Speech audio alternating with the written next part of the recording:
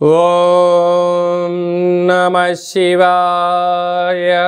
ఓం నమో నారాయణాయ. నరదృష్టి నివారణ అక్షర తులాభార కాల భైరవాయ నమో నమః. హరి ఓం. ఆదిత్యాయ సోమాయ మంగళాయ బుధాయ చ గురు శుక్ర శనిభ్యశ్చ రాహవే కేతవే నమో నమః. ఓం కాళకాలాయ విద్మహే కాళాతీతాయ ధీమహి తన్నో కర్మ నివారణ నరదృష్టి నివారణ కాళభైరవాయ నమో నమః. హరి ఓం. మా ఛానల్కి స్వాగతం. చూస్తున్న వీక్షకులకు ప్రేక్షకులకు ప్రియ కాళభైరవ భగవద్బంధులకి స్వాగతం పలుకుతూ సనాతన ధర్మ సంరక్షకులకి అలాగనే జ్యోతిష అభిమానులకు అందరికీ కూడా ముందస్తుగా తెలుగు ఉగాది పండగ శుభాకాంక్షలు. శ్రీ విశ్వావసునామ సంవత్సరంలో అందరికీ శుభాన్ని, జయాన్ని, లాభాన్ని, ఆయురారోగ్యాలు ప్రసాదించాలని మనసారా కాళభైరవ స్వామి వారిని వేడుకుందాం. ద్వాదశ రాశుల్లో గ్రహ గమనాలు వీక్షింపచేద్దాం.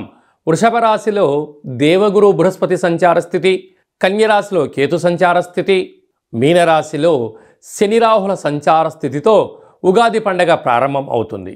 అదే కాకుండా ఈ సంవత్సరము మనకు మే నెలలో రాహుకేతులు మారడం, అలాగనే దేవగురు బృహస్పతి మిథున రాశిలోకి సంచారం చేయడం జరుగుతుంది. తెలుగు ఉగాది పండగ మహోత్సవ కార్యక్రమంలో శ్రీ విశ్వావసునామ సంవత్సరంలో పంచాంగ శ్రవణ మహోత్సవ కార్యక్రమంలో తులారాశి వారికి ఎలా ఉండబోతుందో ఈ వీడియోలో సవివరంగా సంపూర్ణంగా తెలుసుకుందాం. తులారాశిలో ఏ నక్షత్రాలు వస్తాయి అనగా చిత్తా నక్షత్రంలోని 3వ పాదం, 4వ పాదం, స్వాతి నక్షత్రంలోని 4 పాదాలు, విశాఖ నక్షత్రంలోని 1, 2, 3 పాదములు కలిపితే తులారాశి అవ్వడం జరుగుతుంది. అలాగనే చాలామందికి పుట్టినటువంటి కాల సమయంలో డేటా ఆఫ్ బర్త్లు లేనటువంటి కారణం వలన పేరు యొక్క మొదటి అక్షరాన్ని అనుసరిస్తూ ఆ రాశిని తెలుసుకునే ప్రయత్నం చేద్దాం. రా, రీ, శ్రీ, రు, రే, రో, తా, తి, తు, తే అక్షరాల వారందరూ కూడా తులారాశి జాతకులే. తులారాశి యొక్క అధిపతి శుక్ర భగవానుడు. ఈ సంవత్సరం వీరి ఆదాయ వ్యయాన్ని గమనించినట్లయితే అదృష్ట రాశులలో ఈ రాశి కూడా మరో స్థానంలో ఉంది అని చెప్పి గమనించాలి. 11 ఆదాయం, వ్యయం 5. అంటే 11 రూపాయలు సంపాదిస్తే కేవలం 5 రూపాయలు ఖర్చు అవుతున్నాయి, 6 రూపాయలు మిగలబోతున్నాయని చెప్పి గమనించాలి. ఈ 6 రూపాయలతో గతంలో చేసిన అప్పులను అంటే రుణాలను, స్థిరచరాస్తులను సొంతం చేసుకోవడం, ఉన్నతమైన భవనాలు, గృహాలు, బంగారు షేర్లు, ఆభరణాలు, నూతన వస్త్రాలు, ఇంటికి ఉపయోగపడేటువంటి అత్యంత ఆధునికమైనటువంటి టెక్నాలజీతో కూడుకున్నటువంటి ఫోన్లు, టీవీలు, రిఫ్రిజిరేటర్లు, విదేశీయాన ప్రయాణాలు, ఆధ్యాత్మిక ప్రయాణాలలో వీరికి అనంతమైన ఆనందాన్ని, ఆరోగ్యాన్ని చేకూర్చబోతున్నారు. అదే కాకుండా రాజపూజ్యం 2, అవమానం 2. మీరు ధర్మబద్ధంగా ఉండడం వలన మిమ్మల్ని ఎవరు అనరు, మీరు ఎవరిని అనిపించుకోకుండా ప్రయాణం చేయగలిగితే మంచి కాలము ఈ తులారాశి వారు సొంతమవుతుంది. అదే కాకుండా తులారాశి యొక్క అధిపతి శుక్ర భగవానుడు అవ్వడం వలన రసాధిపతి, వస్త్రాధిపతి, సర్పాధిపతి ఈ యొక్క శుక్రుడు అవ్వడం వలన నూతన వస్త్రాలు, బంగారు ఆభరణాలు, షేర్లు, కార్లు, సంపూర్ణ రత్నాలు ధరింపజేయడము, నవాభరణాలు ధరింపజేయడము, నవనిధితో కూడుకున్నటువంటి వ్యాపార సంపదలతో దేశంలో నలుమూలల విజయం తులారాశి వారి సొంతం కాబోతుంది. చాలా విశేషమైనటి ఏమిటయ్యనగా 18 సంవత్సరాల తర్వాత రాహు భగవానుడు సంతాన స్థానంలోకి రావడం, 30 సంవత్సరాల తర్వాత శని భగవానుడు 6వ స్థానంలో సంచారం చేయడము, భాగ్యస్థానంలో 12 సంవత్సరాల తర్వాత దేవగురు బృహస్పతి సంచారం చేయడము, అలాగనే ఈ కేతు భగవానుడు ఏకాదశ స్థానంలో 18 సంవత్సరాల తర్వాత సంచారం చేయడం వలన గ్రహాలన్నీ కూడా మంచి కక్షలో, మంచి స్థితిలో మంచి ఫలితాలు ఇవ్వబోతున్నాడు. కనుక ఇలాంటి కాల సమయంలో అధికస్య అధిక ఫలితం అన్నట్టుగా ఫలితాలు బాగున్నప్పుడు ఆధ్యాత్మికంగా ఉండడం, భగవంతుడి యొక్క సేవ చేయడం, వీలైతే ప్రతి శుక్రవారం పూట ఉదయం 6 గంటల నుంచి 7 గంటల వరకు శుక్రహోర, ప్రతిరోజు శుక్రహోర ఉంటుంది కనుక ఓం ద్రాం ద్రీం ద్రౌం సహ శుక్రాయ నమః అనే మంత్రాన్ని 27 సార్లు స్మరించడం, 27 సార్లు వ్రాయడం, ఈ శుక్రగ్రహ తులాభార మహోత్సవ కార్యక్రమంలో పాల్గొనడం వలన అనంతమైనటువంటి సంపద తులారాశి వారికి స్థిరం కాబోతుంది. ఇన్ని వేల వీడియోలలో మీరు ఈ వీడియో చూస్తున్నారు అన్నట్లయితే శుక్ర భగవానునికి సేవ చేసే సమయం ఆసన్నమైంది, శుక్రగ్రహ మూల మంత్రాన్ని రాసే సమయం ఆసన్నమైంది. ఎప్పుడైతే వ్రాయడం, స్మరించడం, తులాభారంలో ఎప్పుడైతే పాల్గొంటారో శుక్ర భగవానుడు సంసిద్ధంగా ఉన్నాడు మిమ్మల్ని ఆశీర్వదించడానికి అని చెప్పి మీరు గుర్తుపెట్టుకోగలగాలి. అంటే శుక్రుడి యొక్క ఆశీస్సులు ఎలా ఉంటాయి అంటే రాసులు పోసిన రాజ్యంలో జన్మించినటువంటి శ్రీరామచంద్రుడికి కుజదోషం ఉండడం, పుబ్బా నక్షత్ర సింహరాశిలో శుక్రుడు శత్రుస్థానంలో ఉండగా సీతామాత జన్మించడం వలన అన్నీ ఉన్న అడవులమ్మడిది తిరుగుతూ కందమూలాలు తింటూ జీవనాన్ని పొందారు. ఏమీ లేనటువంటి ఒకలామాత గృహంలో జన్మించిన వెంకటేశ్వర స్వామి వారికి అన్నీ కలిగినటువంటి స్వాతి నక్షత్రంలో జన్మించినటువంటి పద్మావతి అమ్మవారిని వివాహం చేసుకోవడం వలన అలా యోగం కలిగింది. అంటే భగవంతుడికే శుక్రుడు అనుకూలిస్తే నేల మీద ఉన్నవారు మకుటం లేని మహారాజుల్లాగా కలవు వెంకటనాయక అన్నట్టుగా అన్నీ కలిగిన రాముడు ఎలా నేల మీద ఉన్నాడో అలాగే మీరు కూడా వెంకటేశ్వర స్వామి వారిలాగా పద్మావతి అమ్మవారిలాగా ధనకనక వస్తు వాహనాలతో విరాజిల్లాలి అన్నట్లయితే శుక్రుడు యొక్క సేవ అవసరం అని చెప్పి గుర్తుపెట్టుకోగలగాలి.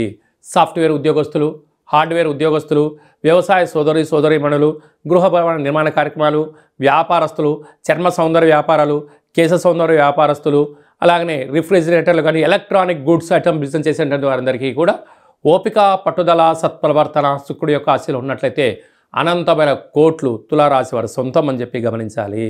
శ్రీ విశ్వావసునామ సంవత్సరంలో రాజు సూర్యభగవానుడు, మంత్రి చంద్రభగవానుడు అవ్వడం వలన ఈ సంవత్సరం ఎర్రటి పంటలకు, ఎర్రటి ధాన్యానికి, ఎర్రటి వస్తువులకు, ఎర్రటి నేలలు, అనేక రకాలమైనటువంటి రాజకీయ ధురంధరులకు చాలా మంచి కాలం అని చెప్పవచ్చు. గ్రామ, రాష్ట్ర, దేశ, ప్రపంచ స్థాయిలో ఎదగాలి అనుకుంటున్న వారికి కష్టే ఫలి అంటే ఎవరైతే కష్టపడతారో వారు అద్భుతమైన విజయాలు ఈ సంవత్సరం మీ సొంతం చేసుకోవడానికి అవకాశం ఉంటుంది. అదే కాకుండా ఎన్నడూ లేనటువంటి విధంగా ఈ సంవత్సరం మనకు షష్ఠగ్రహ కూటమి అనగా రవి, చంద్రుడు, బుధుడు, శుక్రుడు, శని, రాహు గ్రహాలన్నీ కూడా మీనరాశిలోనే ఉండగా మనకు ఉగాది పండగ రావడం, ఉగాది పండగ ప్రారంభ మాసమంతను కూడా చతుర్గ్రహ కూటమితో సంచారం చేయడం, ఎన్నడూ లేనటువంటి విధంగా ఈ సంవత్సరంలో 4 పెద్ద గ్రహాలు మారడం, అంతనూ కూడా కష్టపడి పనిచేసేటువంటి వారికి, ధర్మబద్ధంగా న్యాయబద్ధంగా ఉండబడిన వారందరికీ ఈ సంవత్సరము జయహో అనేటువంటి విజయాలు మనందరి సొంతమవుతాయి. అది కాకుండా వీలైనంత వరకు భగవంతుడికి భక్తుడికి మధ్య అనుసంధానకర్త అయినటువంటి అంటే వీలైనంత వరకు ఆధ్యాత్మిక చింతనగా ఉండడం, రోజు ఉతికిన వస్త్రాలు ధరింపచేయడం, మొక్కలకు నీరు పోయడం, సూర్య నమస్కారాలు ఎవరైతే చేస్తారో వారందరికీ కూడా వీలైనంత వరకు ఆరోగ్యము, మనశ్శాంతి ఉండే అవకాశాలు ఉంటాయి.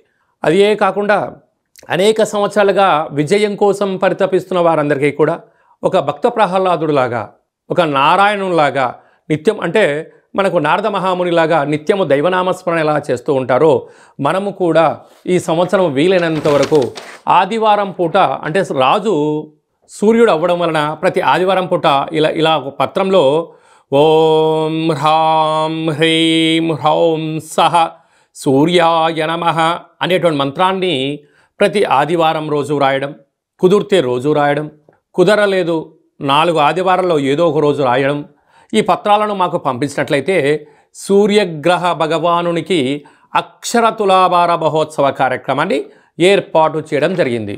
ముందు తులాభారము అనగానే మనము విద్యలో కానీ ఉద్యోగంలో కానీ విజయం సాధించినప్పుడు మనము షష్ఠపూర్తి కాల సమయంలో చాలా అరుదుగా చూస్తూ ఉంటాం.